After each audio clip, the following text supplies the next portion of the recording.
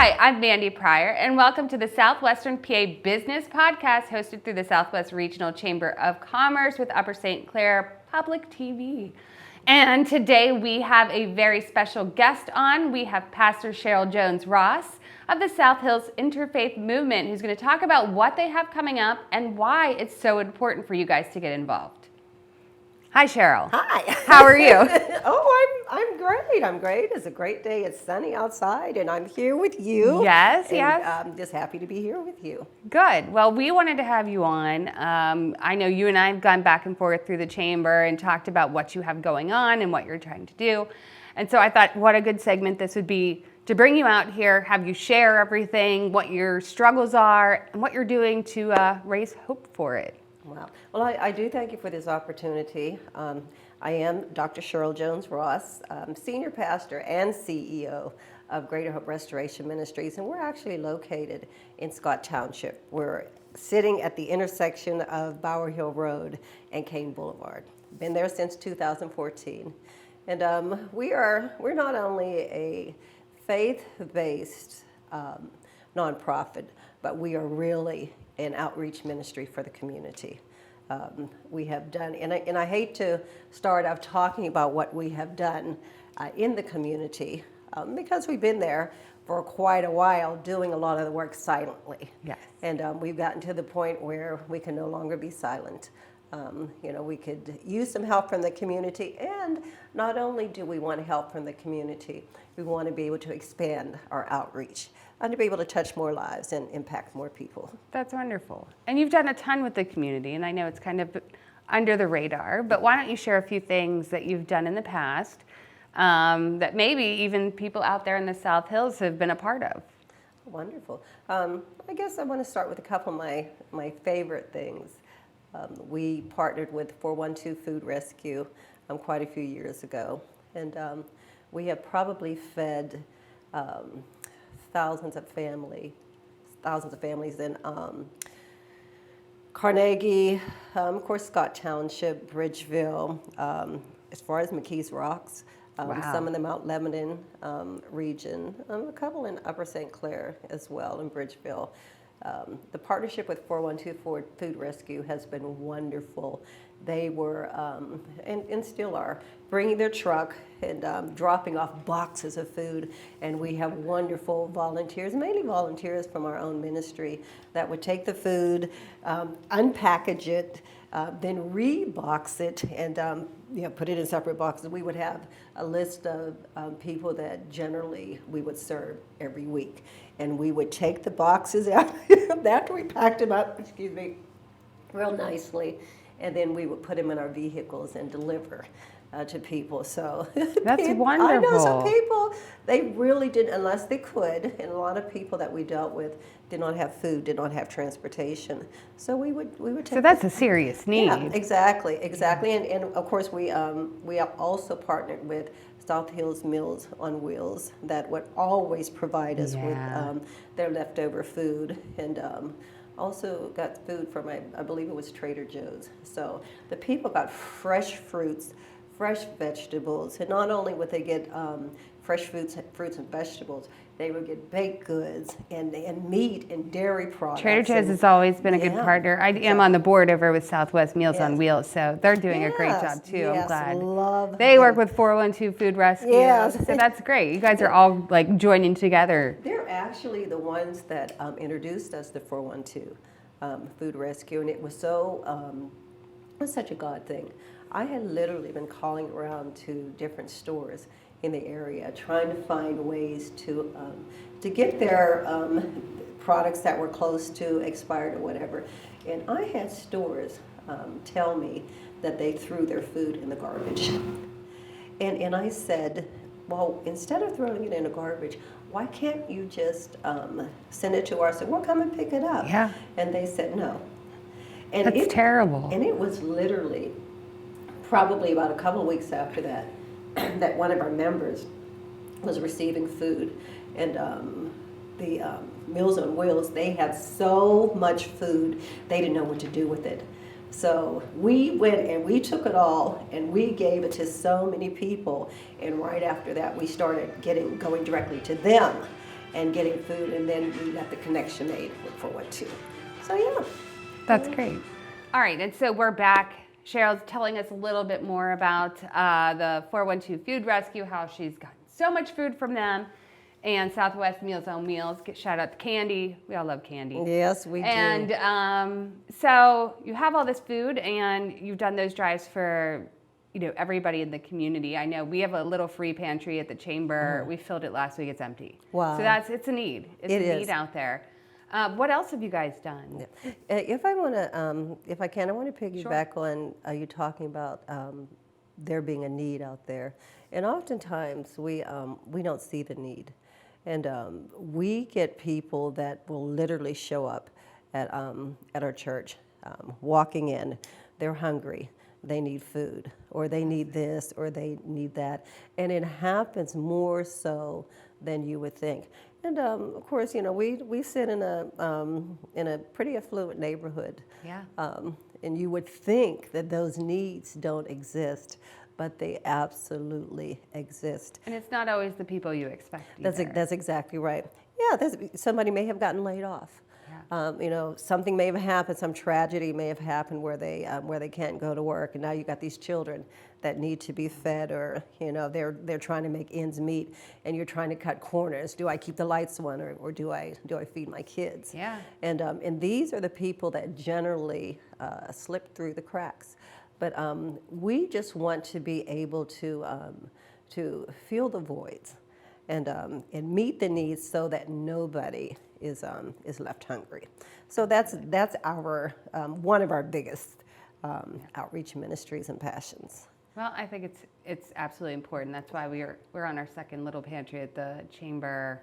We actually had one put in during COVID summer 2020 because we waited for our box for so long. It was in the mail forever. So when it came in, I was like, well, COVID of all times, it's probably really important. So we made sure we got that put in. And then, it's hard to keep full. So people are hungry out there. Yeah. Can people help you with that still? Are you still doing those services? We are still doing those services, but we're mainly doing them now on Sundays.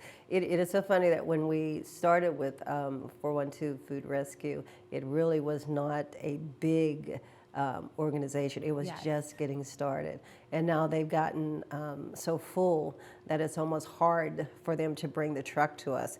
But we do have volunteers that work for 412 that still bring us food on Sundays. Nice. So on Sundays, right after church, we're packing up food again and packing up boxes. So we're still able to continue that that ministry. But again, we're hoping to be able to expand to have an actual pantry where we can keep food on stock regularly. Going. Yeah, absolutely. Yeah. And so, what else do you have going on? Oh, I mean, that's not the only thing you've done. You've told me so many stories. Yeah, I could go on and on.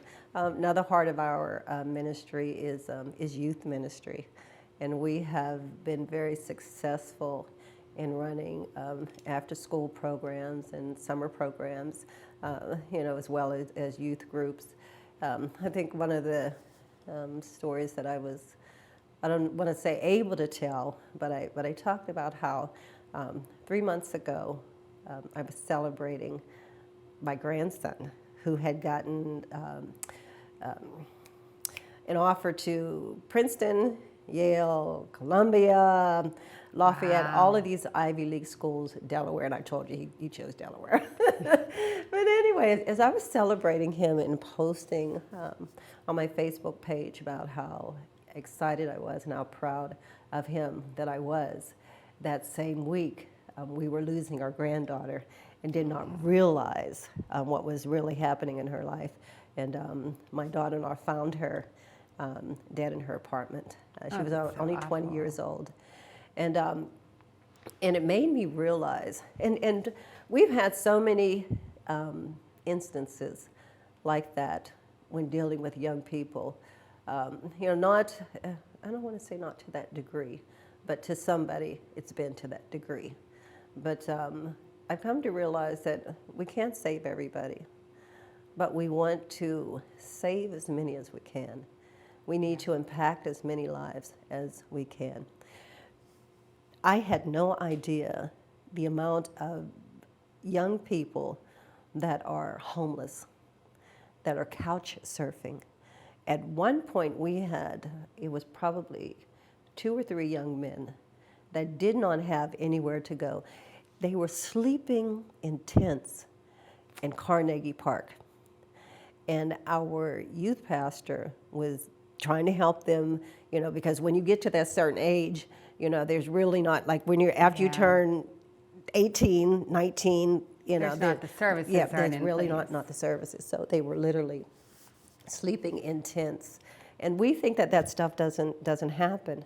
It's right in our back door. Exactly. We have had children in our youth ministry that maybe moved out of the area and ended up in the city, that ended up involved in serious crimes, where somebody was murdered, and we can't again save them all, but there are so many success stories of young people who were in dire situations, were struggling at home, not attending school, who ended up graduating, who are now successful in their lives. You just needed that foundation. Exactly. Our youth programs have been just amazing. We were able to, and still do, we partner with the Braxis Work Bridge, who send children to us or young people to us that have maybe committed a misdemeanor, but now they're in the juvenile system. Sure. And they come and do community service. But we don't just make them sweep the floors. We teach them how to operate cameras. We teach them. We had a clothing ministry, boutique. Yes. It was almost like a Dress for Success, but we had high-end clothes, and it was literally set up like a boutique. And the young people would go in there, and they would work in the boutique, or they would take pictures for marketing, and model the clothes and all these other things. And we have really seen lives change. And a lot of these young people we continue to have relationships with. But we're in a situation now, if I can segue to that, where we're needing bigger space. We're in the need of a permanent home. Where we're at now, the building actually is being sold. And of course, the building had some minor issues. It wasn't handicapped accessible, no air conditioning. So we think that's important. Yeah. And we have had to turn away people because they could not get in our building. We had one woman. We were doing a ministry for women, and it was workshop. All of these different people coming in with all of these different domestic violence and all of these things. And this woman wanted to come, but she had been sick. She had breast cancer, and couldn't get her in the building. And that was the one thing that she said, was that she wanted to come, but because there was no handicapped accessibility. She ended up passing away probably several weeks later. Oh, wow. Yeah. So we're looking for a new home, a home where we can again be more impactful to the community and provide better services than what we're doing. So. Well, it sounds like you're doing so much there that you need a lot of space. Oh yeah. Yeah. And there should be opportunities out there. So, how long have you been at your current location? Since 2014. 2014. So almost a decade. Yeah, I know. Almost a decade. It's hard to believe we've been there that long, but we have been quietly serving. Yeah. And so, what areas are you looking in? Well, right now we're actually looking in Bridgeville. We like Bridgeville. Yeah, That's a good place. we're looking. Big fans. Yes, we're looking at Bridgeville, and we actually, I don't want to say may have found a location, but we're at the beginning stages of talking about a particular church in Bridgeville that is that literally just closed. It's turning. Yeah, it just closed. So that's kind of where we are, and of course we have to raise the funds. We don't have thousands and thousands of dollars floating around. A church but we doesn't have thousands of dollars, and we give away more than we keep, and use a lot of our money for our kids. And for a couple of years ago, we sent 80 kids to camp. 80 kids to camp for, I think it was for a week. They paid nothing out of pocket. We had kids that didn't even have clothes for camp. And they got to go. They got to go and fun experience. Yes, and we didn't do like this big fundraising thing. Our people, they're already, a lot of them are moderate or medium, low income. They gave out of their own pockets to send these. And we not only sent them to camp, there was a bus provided.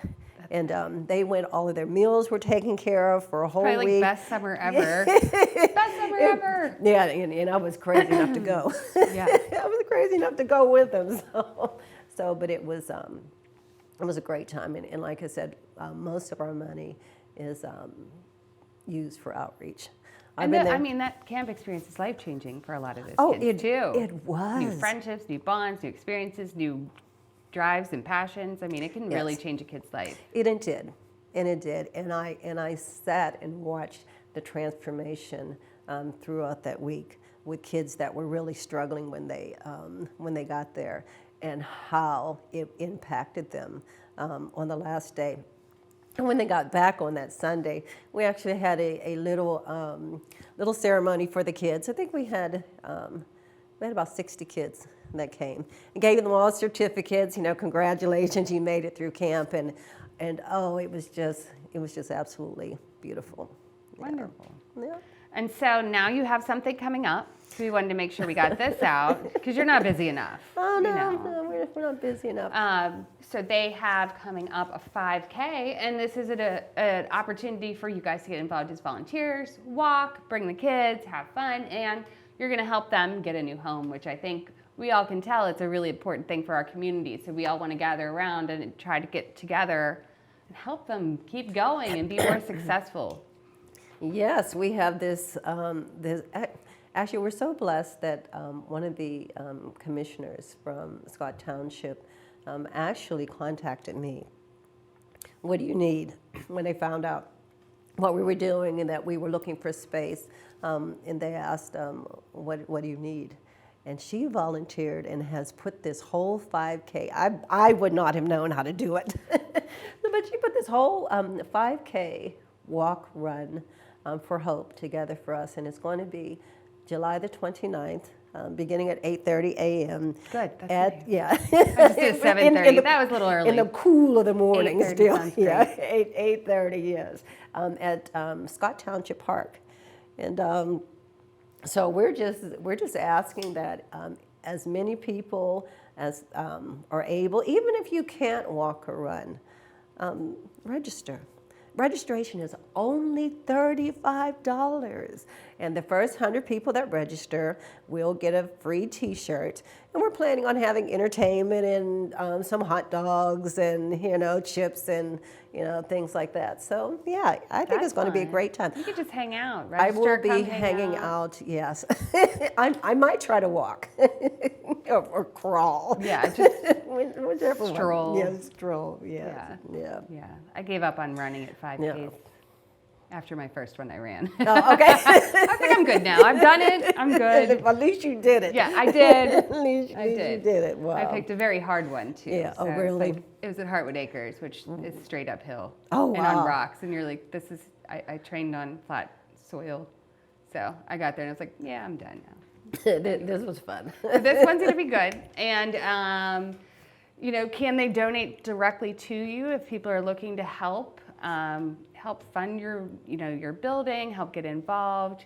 Absolutely. What's the best way for them to participate there? The best way to donate would be to go directly to our website, and it is GHRM, stands for Greater Hope Restoration Ministries, GHRM-online.com. And there's a donate button at the top of the page, or you can scroll down and you can see the information for the 5K, and just click on that button and it'll take you straight to the page where you can donate. So yeah, or you can mail a check in. Always mail a check. You can always mail a check to 1700 Bower Hill Road, Pittsburgh, PA 15243. And we will share this information out when we share on social media as well, so you guys can get in touch and do stuff. Or have your own fundraiser for them. Yeah. They're always looking for help with other ideas and good opportunities. So Well, thank you. Oh, thank you. So much for coming on. Is there anything I missed? How much time you have? No. No, I really, really appreciate the Chamber of Commerce. I appreciate the work that you do. I appreciate the work that you do in bringing organizations together and making these connections that are necessary for us to grow and become better people in the community. So I appreciate you so much. Well, and we appreciate all you're doing for the community too. I mean, it's your heart out there, Yep. so it really is. Well, thank you for coming on today. Thank you.